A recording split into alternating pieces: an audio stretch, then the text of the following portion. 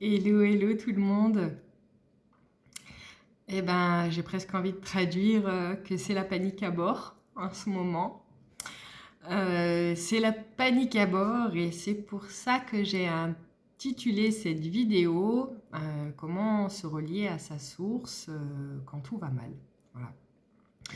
Voilà. Parce que bon nombre de personnes m'expriment en définitive depuis l'éclipse solaire qu'il y a eu, je crois que c'était le 8 avril, eh bien, se sentir déconnecté de leur source, et en ce sens, on peut aussi aisément sentir un espèce de mouvement de panique qui s'opère dans le collectif, voilà, une espèce de mouvement général comme ça où euh, bon nombre de personnes se sentent perdues, voilà, plus de sens, plus le goût de vivre, plus la sensation de la vie en soi, une espèce de néant en fait. Et alors, bah, cela se traduit de différentes façons chez chacun, hein. Ça peut être au niveau physique, comme de très grandes fatigues, des bouleversements importants dans le corps, voilà, le corps qui parle, hein, tout simplement, des insomnies, au niveau nerveux et émotionnel, on peut ressentir beaucoup de tension, d'agitation, d'irritation, irritabilité plutôt,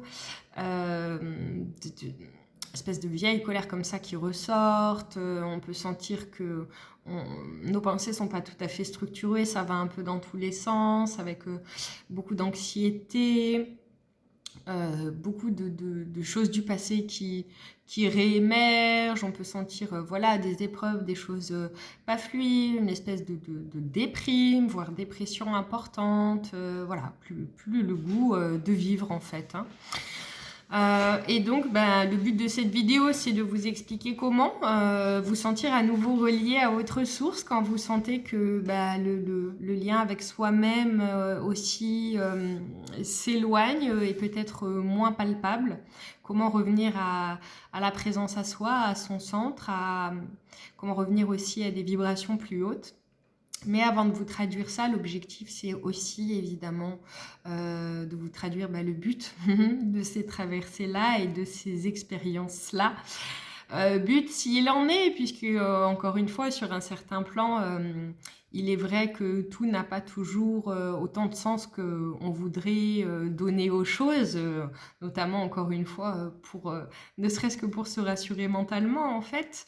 Mais voilà, si on regarde quand même un peu notre cheminement, notre parcours d'un œil, j'ai presque envie de bannir le mot spirituel en ce moment, mais en tout cas d'un œil un peu plus haut, tout simplement, et ben on peut observer que oui, il y a quand même une raison à tout ça, dans le sens où ce n'est pas simplement le fruit du hasard que tel jour je me sens dans tel état et je traverse telle chose, et puis le lendemain je suis dans tel autre état et c'est tout à fait autre chose en termes d'expérience qui m'est proposée. Alors, pourquoi on vit ces moments-là? Déjà, tout bêtement, mais tellement vrai, pour nous faire pratiquer un peu les leçons qu'on a apprises au fur et à mesure du temps, pour nous éprouver dans notre foi d'une certaine façon, c'est les moments où il est très important de mettre en pratique ce que l'on a appris en termes de travail sur soi, développement personnel et compagnie. Voilà, c'est dans ces moments-là hein, que forcément c'est beaucoup plus difficile que quand on vibre haut, mais c'est dans ces moments-là qu'il est important de savoir aller se chercher un minimum aussi pour mettre en pratique certains enseignements, tout comme j'en parle justement après plus tard, mais la reliance au vivant, à la nature, c'est tellement large.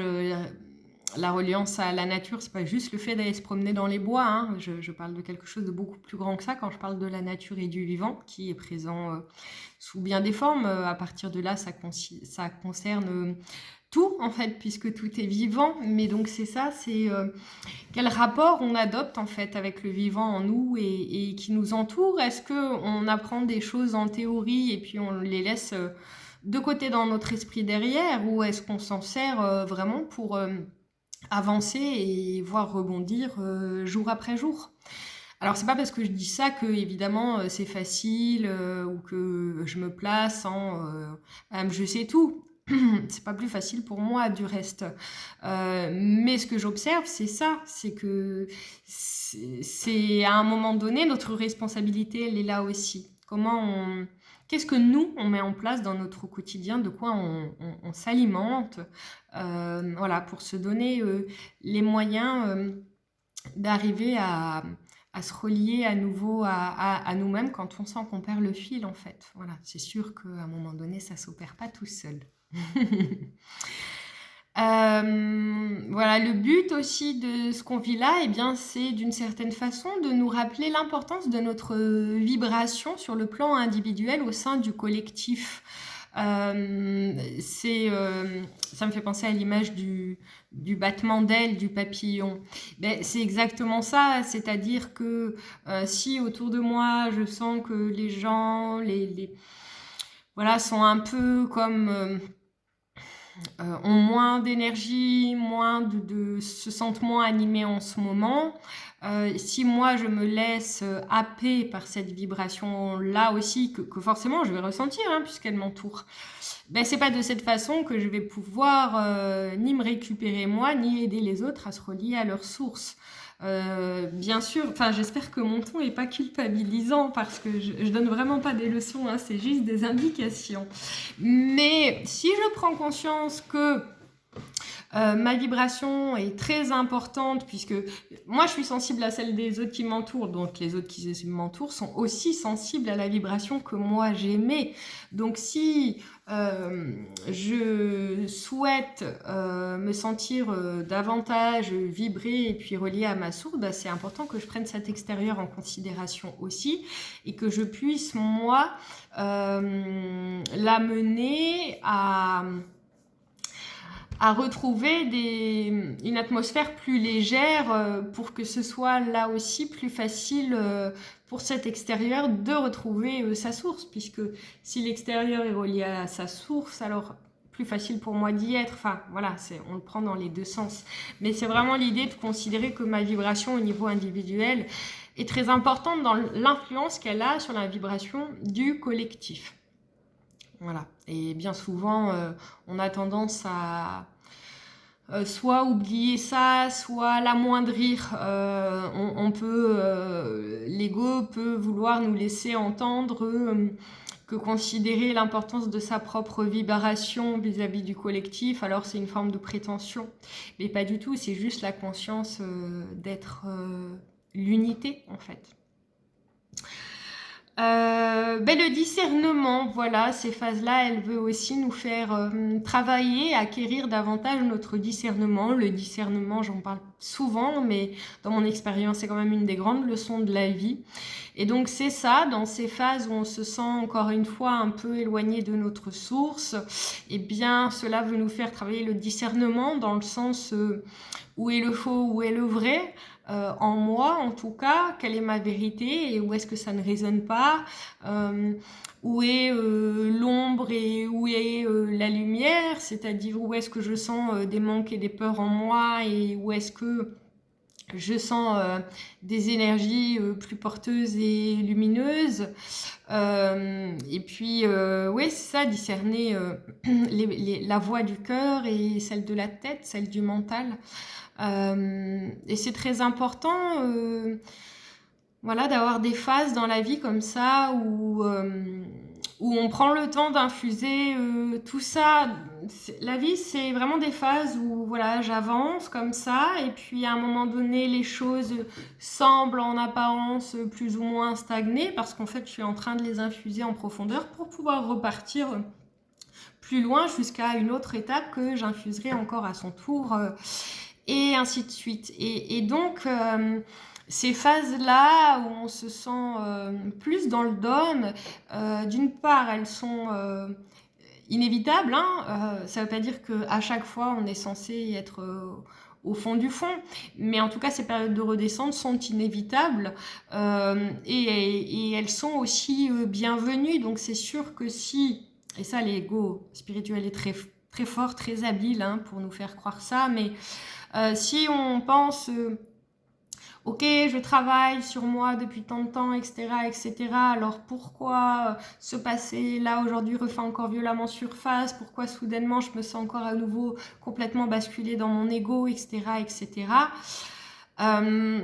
C'est sûr que ça va encore solidifier finalement le malaise que je peux ressentir à ce moment-là et cette déconnexion de moi-même. Tandis que si je conscientise que ce sont des phases qui sont aussi très importantes et que comme toutes les phases de la vie, eh bien elle ne durera pas, là tout de suite déjà il y a quelque chose qui peut se remettre à couler et à circuler. Voilà, et puis un des autres objectifs, bon je pense que j'aurais pu en dénombrer d'autres, mais c'est ce qui m'est venu là comme ça en voulant vous en parler, c'est le dépouillement en fait, c'est-à-dire que là encore l'ego peut parfois nous faire croire que si on est quelqu'un de totalement aligné, alors on est censé être dans une telle plénitude, dans un tel foisonnement et abondance de tout, que si on est dans une phase où c'est un peu plus down ou alors c'est moins dense, c'est qu'on a raté quelque chose ou alors qu'en fait non. Être relié à son essence, à soi-même, c'est aussi un endroit synonyme d'une forme de dépouillement, nudité. Je parle pas du tout d'ascétisme ou d'abnégation, de renonciation, de choses comme ça, mais simplement dans une forme de simplicité et de... C'est pas seulement la simplicité et dépouillement aussi dans le sens... ôter le superflu, parce que la plupart du temps c'est aussi ce superflu qui nous perd, qui nous éparpille et qui fait qu'après on sent plus, on sait plus où est le centre. Ok, voilà, donc rappelez-vous que ces phases de moins où on n'a plus goût à la vie, encore une fois, elles sont pas si contre-productives que ce que notre mental essaye de nous faire croire. Donc maintenant, le but aussi de cette vidéo, comment arriver à sortir peut-être plus facilement de ces phases-là, faire en sorte qu'elles nous entraînent moins bas à chaque fois, qu'on puisse plus facilement aussi remonter la vague. Eh bien, tout d'abord, l'équilibre entre l'espoir et l'action, c'est-à-dire que dans ces phases-là, bien sûr, il ne s'agit pas seulement de nourrir l'espoir que un jour meilleur revienne, c'est aussi le fait, encore une fois, d'agir en ce sens. Alors agir comment? C'est pas la question d'être dans l'action, le faire, mais simplement dans le sens de se donner les moyens, de se donner l'impulsion, j'ai presque envie de dire cette autorisation vibratoire à l'intérieur de soi. Donc ça peut passer par plein de choses, notamment des choses essentielles comme je l'ai exposé en amont, mais cette reliance à la nature, ne serait-ce que juste s'arrêter, voilà, dans tout ça, s'arrêter, faire un pas de côté, faire le silence en soi, et juste se concentrer sur sa respiration, sur les sons qu'on entend autour de nous, le chant des oiseaux par exemple, moi dans mon cas ça me porte beaucoup, voilà, le sol sous ses pieds, la sensation de l'air chaud et froid aussi qui rentre et qui sort de soi avec la respiration. Voilà, s'appuyer sur ses sens en fait pour retrouver cette présence et voilà ce goût de la vie en fait. Quand des fois, oui, il faut aller le chercher, c'est pas toujours donné comme ça, c'est-à-dire qu'il y a des moments où il y a besoin de se rappeler et donc de faire cet effort de se poser comme ça un instant et de savourer avec tous ses sens tout ce qu'on peut ressentir et observer qui fait que, en finalité, on est en vie. Mais voilà, ce truc de s'appuyer sur ces 5 sens et d'être dans cette observation-là, c'est très important. C'est vraiment quelque chose qui peut opérer à des déclics très profonds. Et même à amener clairement à des moments de grâce parfois, parce qu'à partir du moment où je suis dans l'accueil de ce que je ressens, de ce que je traverse, sans vouloir lutter pour changer cet état-là, pas dans un sens défaitiste de bon voilà, de toute façon je déprime, ma foi, je me laisse choir, c'est pas ça, c'est plus là tout de suite ça va pas, ok, pour telle et telle raison, peut-être pour des raisons que je ne m'explique pas, peut-être que tout est embrouillé dans mon esprit, en tout cas, soit, c'est comme ça. Ok, j'observe ça en fait. Qu'est-ce que ça veut m'indiquer? Quelles pensées accompagnent ça? Quelles émotions surtout? Qu'est-ce que ça veut me faire regarder pour pouvoir le transmuter en fait juste, c'est ça qui est magique des fois, juste avec l'observation.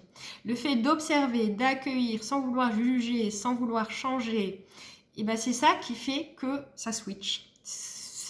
La clé, elle est clairement ici en fait. Et souvent on tourne autour de ça, sans arriver à juste être dans cet accueil. Et c'est ça qui fait que ces états vibratoires ou émotionnels difficiles pour nous s'accrochent. Parce qu'on les nourrit en fait, on les alimente, puisqu'en ne les accueillant pas, on les accroche, on s'y accroche. Ça c'est très important ce que je suis en train de dire là. Voilà, donc accueillir sans vouloir changer. C'est ça. Et quelque chose d'important également, c'est que accueillir le rien, être aligné ne signifie pas forcément... Oui, c'est ça, ne veut pas forcément signifier la profusion. Accueillir le rien, arrêter de vouloir combler le vide en soi. Juste l'observer et l'accueillir. L'image que j'ai quand je vous parle de ça, c'est l'image d'une mère avec son enfant. Par exemple, un enfant qui va manifester une émotion du type colère. Et puis la maman, un peu désemparée, va essayer tout de suite de gommer cette colère, de la transformer en autre chose. Le fait d'être face à cette colère, quelque chose qui va provoquer un malaise à ce moment-là en elle. Je parle de la mère, parce que moi je suis une mère, donc c'est cet exemple qui m'est venu, mais n'importe quel parent. Et donc ça va encore renforcer une espèce de colère chez l'enfant en face qui se dit mais elle ne m'entend pas en fait, ou elle ne considère pas ce que je ressens juste là maintenant puisqu'elle veut le transformer.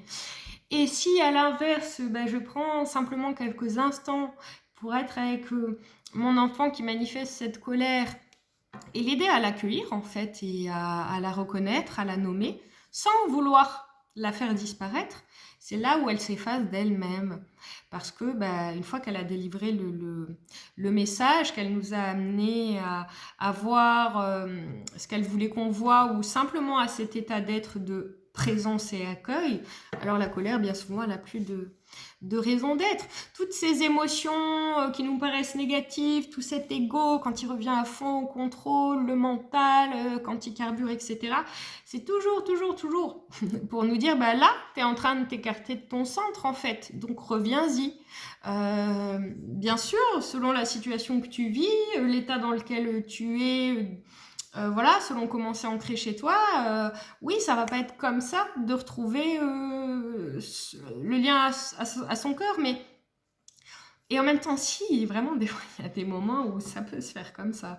Mais en tout cas, c'est vraiment ça, c'est à partir du moment où je comprends que j'ai aussi, moi, des fois, un effort à faire pour aller me rencontrer et que ça m'est pas toujours donné tout seul, voilà, tout se réaligne. Voilà. Et encore une fois, l'alignement, je refais un petit aparté, mais c'est pas juste comment on appelle ça, l'abondance. Des fois, c'est aussi vraiment le néant et le vide. voilà, vouloir remplir, remplir, remplir, recevoir, recevoir, combler, combler, faire, faire, faire, être dans toute cette densité, intensité, si on n'a pas suffisamment fait le vide en soi pour aussi permettre une espèce de vidange de tout ce qui interfère à ça ou de tout ce qui ne nous correspond plus. On aura beau vouloir recevoir ou être dans cette intensité de la vie, à un moment donné, ça suivra plus. En nous, ça va faire... Et voilà, que ce soit physiquement, mentalement, psychiquement, émotionnellement, ça va dire stop. Et si vous en êtes là aujourd'hui dans votre vie, bah, il n'y a rien de grave à ça, rien de définitif. C'est juste une phase normale et saine et salutaire qui est là dans l'unique et seul but de vous ramener à votre cœur. Et puis si vous n'y arrivez pas toujours tout de suite, bah, c'est pas grave non plus. Voilà, on est là pour se découvrir aussi à travers ça, nos fonctionnements, nos cheminements. Ouais, on est là pour s'observer dans tout ça. Et puis surtout, à chaque jour suffit sa peine. Un jour après l'autre, on n'est pas là pour devenir autre chose que nous-mêmes. Et ni parfait, ni... Tout ce qui nous intéresse, en fait, c'est de nous sentir bien, voilà, de nous sentir bien, d'être heureux dans la vie. C'est tout ce qu'on veut. Et ben, se sentir bien, c'est pas forcément toujours le plein, en fait. C'est juste être OK avec soi, savoir s'accueillir. Voilà. Bon, ben, je vous fais d'énormes bisous. J'espère du fond du cœur que ces propos auront pu vous aider un petit peu. Et puis je reviens très prochainement pour un nouveau partage sur un autre sujet autour des relations, amour passionnel contre... non, passion contre amour, voilà. Je vais parler un peu de tout ça aussi prochainement. Je vous aime très fort, prenez vraiment soin de vous et à bientôt. Et vous êtes magnifiques.